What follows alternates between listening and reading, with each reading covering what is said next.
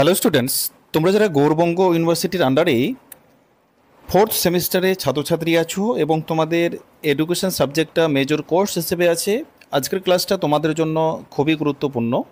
আজকের ক্লাসে আলোচনা করব তোমাদের এডুকেশন সাবজেক্টের ইম্পর্টেন্ট অর্থাৎ পরীক্ষার জন্য গুরুত্বপূর্ণ ইম্পর্টেন্ট প্রশ্ন তোমাদের আলোচনা করব। তোমরা প্রথম থেকে শেষ পর্যন্ত ভিডিওটা দেখো। তোমাদের আশা করি এই প্রশ্নগুলো পড়ে গেলে তোমরা পরীক্ষায় কিন্তু 100% পরীক্ষায় তোমরা কমন পাবে।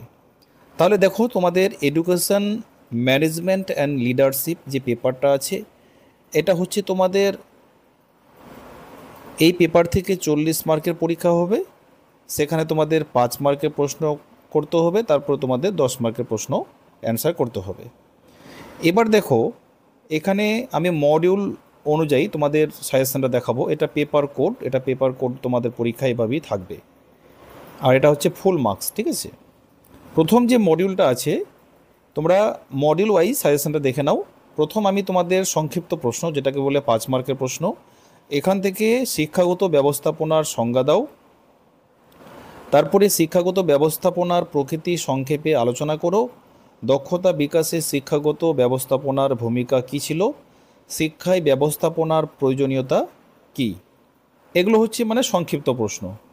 তারপর কি আছে, শিক্ষাগত ব্যবস্থাপনার দুটি কার্যাবলী লেখো। অর্থাৎ এখানে তোমরা এই 5টি প্রশ্ন পড়লে তোমরা যে কোনো একটা পরীক্ষা কিন্তু কমন পাবে, এর বাইরে তোমাদের আর পড়তে হবে না। এরপরে 10 মার্কের প্রশ্ন দেখো, খুবই কম রেখেছি। শিক্ষাগত ব্যবস্থাপনার ধারণা, প্রকৃতি ও গুরুত্ব বিশ্লেষণ করো। মোস্ট ইম্পর্ট্যান্ট, এটাকে স্টার মার্ক দিয়ে রাখো। অর্থাৎ তোমরা এই শিক্ষাগত ব্যবস্থাপনার ধারণা বা এই যে প্রকৃতিটা আছে তার গুরুত্বটা পড়লেই তোমরা এইখানে 5 মার্কের প্রশ্নগুলো তোমরা পরীক্ষায় সহজেই করে আসতে পারবে। এই যে 1 নম্বর যে প্রশ্নটা, এটা কিন্তু হুবহু 10 মার্কের সঙ্গে কিন্তু মিল আছে। তারপরে দেখো, শিক্ষাগত ব্যবস্থাপনার পরিধি এবং কার্যাবলী বিশদভাবে আলোচনা করো। শিক্ষায় কার্যকরী ব্যবস্থাপনার প্রয়োজনীয়তা ব্যাখ্যা করো। দক্ষতা বিকাশে শিক্ষাগত ব্যবস্থাপনার গুরুত্ব আলোচনা করো। শিক্ষাক্ষেত্রে ব্যবস্থাপনা কেন অপরিহার্য। এখানে দেখো 10 মার্কের প্রশ্ন আমি এখানে টোটাল তোমাদের 5টি রেখেছি। এই প্রথম এখানকার মধ্যে এই প্রশ্নটা ভালো করে পড়বে, 1 নম্বরটা।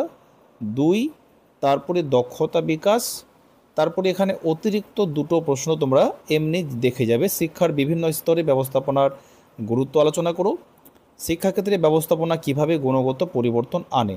এটা 4 নম্বরটা দরকার নাই, এটা তোমরা পড়বে না। এখানে 5 নম্বরটা তোমরা পড়বে। তারপরে মডিউল 2 থেকে তোমরা সংক্ষিপ্ত প্রশ্ন পড়বে।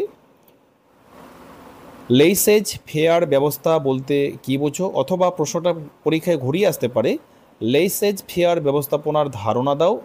এই ধারণাটা আমার মনে হচ্ছে তোমাদের জন্য মোস্ট ইম্পর্ট্যান্ট। লেইসেজ ফেয়ার ব্যবস্থাপনার বৈশিষ্ট্যগুলি সংক্ষেপে ব্যাখ্যা করো। দেখো, একটা কথা তোমাদের বলি, তোমাদের লেইসেজ ফেয়ার ব্যবস্থাপনা পড়তে গেলে আলাদা করে তার সংজ্ঞা বা হচ্ছে তার বৈশিষ্ট্য পড়তে লাগবে না। এক জায়গায় পড়লে তোমরা কিন্তু এই 3টে প্রশ্ন পরীক্ষায় লিখে আসতে পারবে। আরেকটা বিষয় তোমাদেরকে শেয়ার করব, সেটা হলো তোমরা যারা এই এডুকেশন মেজর সাবজেক্টের এই পেপারটা তোমরা স্টাডি ম্যাটেরিয়াল পারচেস করতে চাইছো, তাহলে এই নম্বরটিতে যোগাযোগ করে তোমরা সংগ্রহ করতে পারো। তোমরা এই অনুযায়ী এইরকম উন্নত মানের সাজেশন বা তোমরা নোটস তোমরা পেয়ে যাবে। তারপর দেখো কি আছে, কেন্দ্রীভূত ব্যবস্থাপনার সুবিধা ও অসুবিধা লেখো। মোস্ট ইম্পর্ট্যান্ট, বিকেন্দ্রীভূত ব্যবস্থাপনার বৈশিষ্ট্যগুলি কী কী। তারপরে কর্তৃত্ববাদী ব্যবস্থাপনার প্রধান বৈশিষ্ট্যগুলি উল্লেখ করো। গণতান্ত্রিক ডেমোক্রেটিক ব্যবস্থাপনার সুবিধা উল্লেখ করো। গতিশীল ডাইনামিক ব্যবস্থাপনা বলতে কী বোঝায়। এখানকার মধ্যে এই লেসেজ ফেয়ারের ধারণা ভালো করে পড়ো।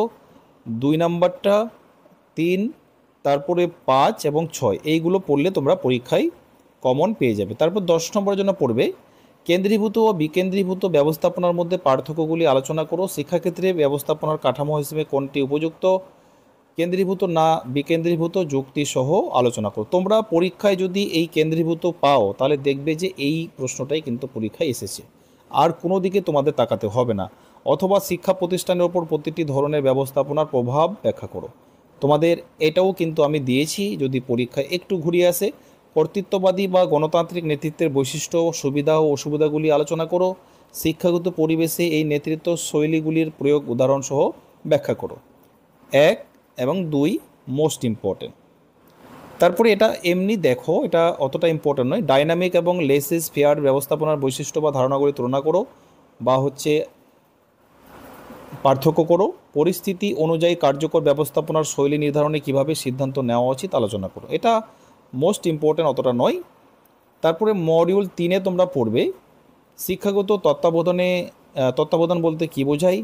শিক্ষাগত তত্ত্বাবধানের ধারণা লিখো। এই ধারণা তোমাদের জন্য ইম্পর্টেন্ট। শিক্ষাদান ও শিক্ষণের উন্নতিতে তত্ত্বাবধানের ভূমিকা কী।